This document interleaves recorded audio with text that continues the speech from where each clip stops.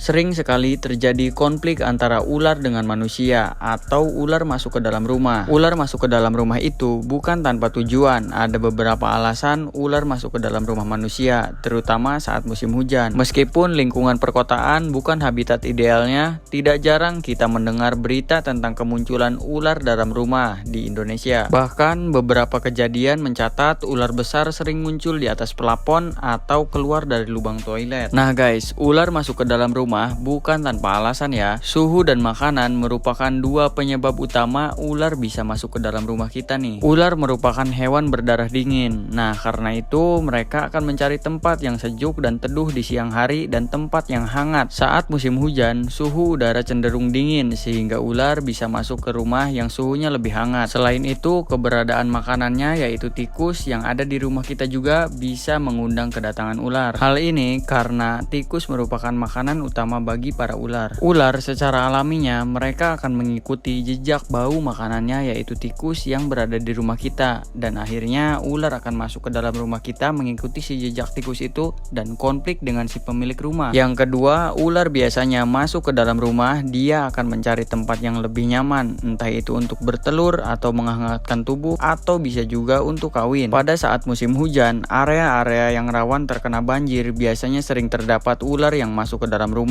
karena lubang ular atau rumah si ular terendam banjir. Akhirnya ular muncul ke permukaan untuk mencari tempat yang aman, alhasil tersesat di rumah manusia. Nah, ini terjadi konflik dengan manusia. Ada juga penyebab lainnya ular bisa masuk ke dalam rumah manusia, yaitu adalah pembangunan-pembangunan yang semakin pesat di area-area hutan, kebun, sawah, yang dimana itu adalah habitat si ular tersebut. Pembangunan ini memang bagus, tetapi dampak negatifnya yaitu rusaknya jalur predator si ular, yaitu seperti garangan, biawak, bahkan kasus perburuan biawak semakin besar, entah itu untuk dikonsumsi atau dijual. Nah, biasanya predator seperti biawak ini memakan telur-telur ular. Garangan pun sama, dia juga mengontrol populasi ular, yaitu dengan cara memangsa ular-ular kecil. Biawak dan garangan ini adalah kontrol alami agar tidak overpopulasi terhadap ular. Kita juga sebagai manusia harus sadar, dulu tempat tinggal kita itu apa? Apakah hutan atau sawah atau mungkin rawa, yang dimana tempat tersebut adalah habitat ular. Jadi bukan ular yang masuk ke dalam rumah kita, melainkan kita yang masuk ke dalam rumah mereka. Nah guys, ada beberapa ular yang sering masuk ke dalam rumah. Pertama, ada ular ini adalah ular genteng atau ular cicak. Ular ini tidak berbisa sama sekali. Ular ini sering sekali muncul di rumah-rumah, biasanya di belakang kulkas, di belakang TV, di atas plafon rumah, di genteng. Nah, mengapa ular ini sering sekali masuk ke dalam rumah manusia? Karena di dalam rumah manusia itu ada makanannya, yaitu cicak guys. Jadi makanan ular ini adalah cicak. Makanya ular ini disebut ular cicak atau ular genteng karena biasanya berada di atas. Ular ini tidak bisa besar, panjangnya hanya bisa mencapai 70-80 sentian. Dia memiliki ciri khas warna coklat dan bercak-bercak putih di atas tubuhnya. Dan ular ini berkembang biak dengan cara ovivar atau bertelur. Biasanya dia meletakkan telur-telurnya juga di dalam rumah kita guys, atau di dalam rumah manusia nih. Biasanya itu di atas plafon atau di celah-celah rumah. Ular ini juga dia bisa memanjat tembok yang belum disemen nih. Apakah rumah kalian pernah kemasukan ular cicak seperti ini? Silahkan komen di bawah.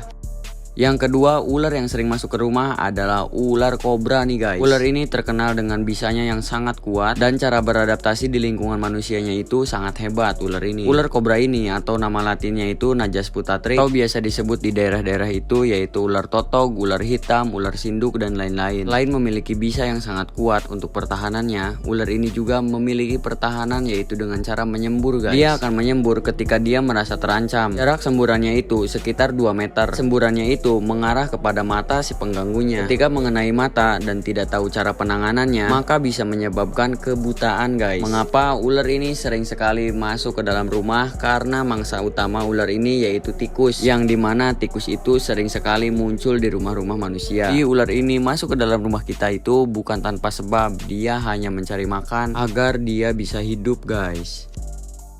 Yang ketiga ada ular ini. Ini adalah ular sanca kembang atau nama latinnya Malayan Python reticulatus. Mungkin kalian juga sudah tidak asing dengan ular ini ya. Ular ini sering sekali konflik dengan manusia atau masuk ke dalam rumah manusia nih. Lagi-lagi penyebab utamanya yaitu makanannya. Karena makanannya itu adalah tikus dan tikus itu banyaknya di rumah-rumah, maka ular ini sering terjadi masuk ke dalam rumah nih. Selain penyebab makanannya, ada juga penyebab lain, yaitu karena dia membutuhkan tempat yang nyaman, hangat, dan tersedia makanannya. Ular ini masuk ke dalam rumah kita biasanya melewati lubang toilet. Nah, mengapa bisa melewati lubang toilet? Karena ular ini biasanya masuk ke dalam spit tank dan masuk melewati pipa yang munculnya di dalam toilet rumah kita. Ada juga penyebab masuknya ular piton ini ke dalam rumah kita, yaitu karena banjir. Biasanya ular piton menempati lubang-lubang seperti gorong-gorong atau pinggiran sungai, dan ketika terjadi banjir, gorong-gorong tersebut terendam air, maka ular ini akan muncul ke permukaan mencari tempat tertinggi dan akhirnya nyangkut di rumah kita. Biasanya ketika banjir, ular ini masuk melalui lubang angin atau muncul di atas plafon rumah kita. Kejadian ini sering terjadi. Bukan hanya ular piton saja, ada juga beberapa ular yang masuk ke dalam rumah karena terbawa banjir. Oh iya guys, ular Malayan Python reticulatus ini adalah ular terpanjang di dunia yang dimiliki Indonesia. Dia tidak berbisa sama sekali, tetapi dia memiliki lilitannya yang sangat kuat. Jadi ketika masuk ke dalam rumah kalian, jangan coba-coba untuk menangkapnya. Lebih baik hubungi damkar atau petugas-petugas yang memang sudah ahli atau berada di bidangnya. Karena ular ini walaupun tidak memiliki bisa, dia tetap berbahaya guys.